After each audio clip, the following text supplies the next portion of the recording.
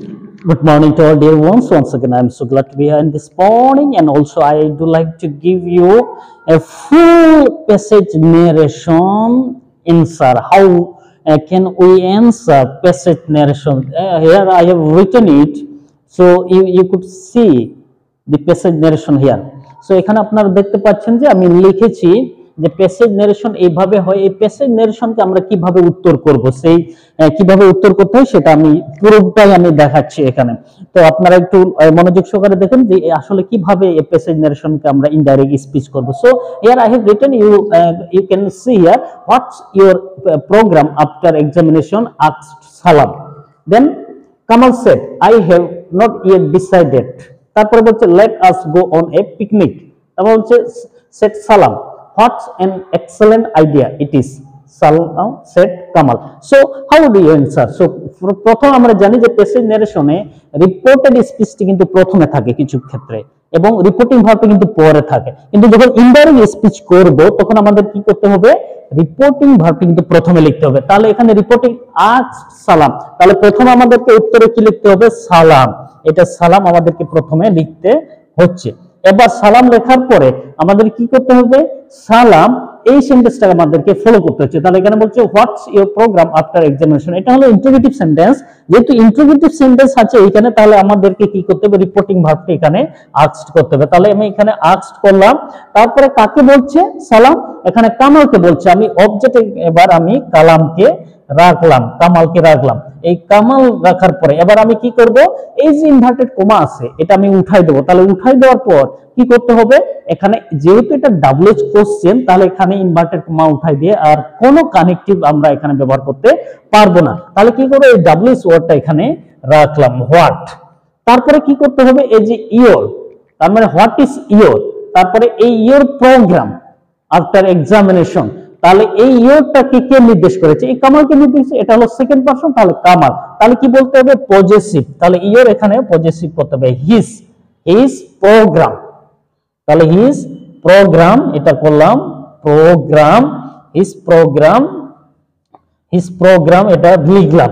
লেখার পরে his programme after জি examination, এটা আমি দিলাম আফটার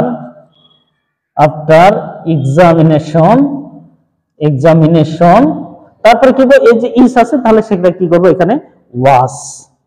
এটা হলো একটা সেন্টেন্সের কাজ। I hope you understood this one, or you got it the point here what I am trying to say. So আমি কি বলতে চাচ্ছি, যদি এরকম প্যাসেজ নারেশনে রিপোর্টেড স্পিচটি প্রথমে থাকে এবং রিপোর্টিং ভার্বটি পরে থাকে, উত্তরের ক্ষেত্রে কিন্তু রিপোর্টিং ভার্বটি প্রথমে লিখতে হবে এবং সেটাকে সুন্দর করে সাজিয়ে সাজিয়ে আমাদেরকে নিয়ে আসতে হবে।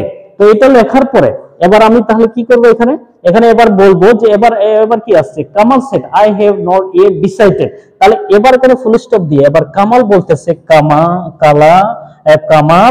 কামাল এটা আই হ্যাভ, তাহলে এটা হলো অ্যাসার্টিভ সেন্টেন্স। তাহলে কামাল সেড, আমি সেড দিলাম, বা রিপ্লাই তো দেওয়া যায়, রিপ্লাই সেড।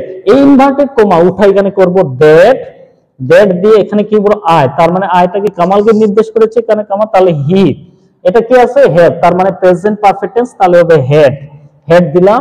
হেডের পরে নট আছে, তাহলে এখানে নট লিখলাম। নট দেওয়ার পরে ইয়েট আছে, ইয়েটও লিখলাম। লেখার পরে এখানে ডিসাইডেড ভার্ব 3, ডিসাইডেডই হবে, কারণ এটা তো verb 3, decided not yet decided. এটারও কাজ শেষ।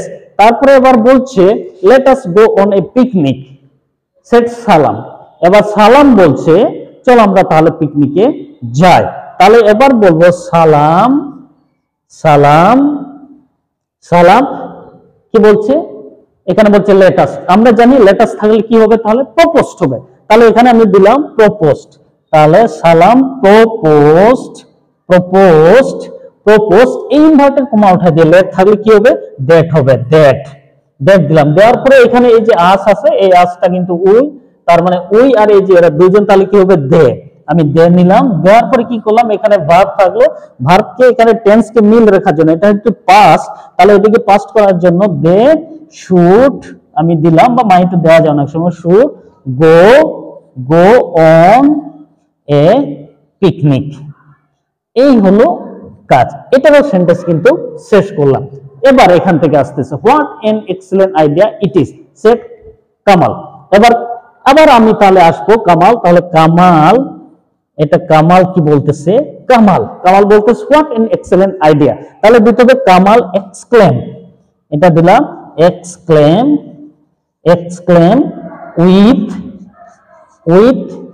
উইথ ওয়ান্ডার, এটা কেমন একটা বিস্ময় বিষয় যে আইডিয়া, সত্যি চমৎকার একটা আইডিয়া, এক্সক্লেম উইথ ওয়ান্ডার। এবার ইনভার্টেড কমাটা দিয়ে দ্যাট দিতে হবে, দ্যাট দেওয়ার পরে কি করতে হবে, এই সেন্টেন্সটা কিন্তু কি সেন্টেন্স,